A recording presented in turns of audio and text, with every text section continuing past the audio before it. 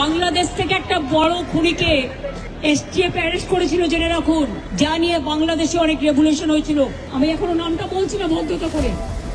বাংলাদেশের লোক উত্তাল হয়ে যাবে, আমি সেটা চাই না। আমি দেশকে ভালোবাসি, না বলবো না দেশের স্বার্থে। ওসমান হাদিকে কারা খুন করিয়েছিল সেই পরিকল্পনাকারীদের নাম জানেন পশ্চিমবঙ্গের সাবেক মুখ্যমন্ত্রী মমতা বন্দ্যোপাধ্যায়।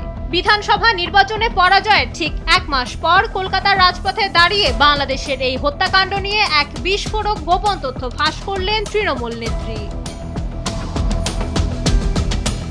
2রা জুন মঙ্গলবার ধর্মতলার ধর্ণা মঞ্চ থেকে মমতা দাবি করেন, হাদির খুনিরা মেঘালয় সীমান্ত দিয়ে পশ্চিমবঙ্গে পালিয়ে আসার পর রাজ্য পুলিশের এসটিএফ তাদের হাতে নাতে গ্রেপ্তার করে। আর এই গ্রেপ্তারের পরপরই খোদ দিল্লির কেন্দ্রীয় স্বরাষ্ট্রমন্ত্রী অমিত শাহ ফোন করেছিলেন মমতাকে।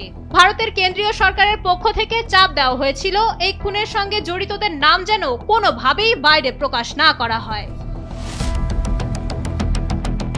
মমতা স্পষ্ট হুঁশিয়ারি দিয়েছেন, আজ সরকার পরিবর্তন হলেও সব তথ্য তার হৃদয়ের ভান্ডারে জমা আছে। তবে খুনিদের মূল পৃষ্ঠপোষকদের নাম জানা সত্ত্বেও প্রতিবেশী দেশের স্থিতিশীলতার কথা মাথায় রেখে আপাতত মুখ বুজে আছেন তিনি।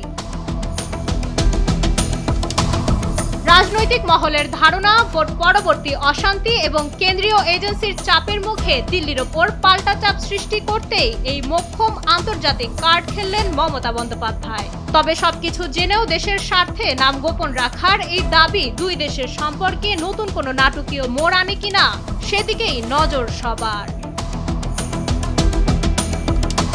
মাইশা মালিহা, সময়ের আলো।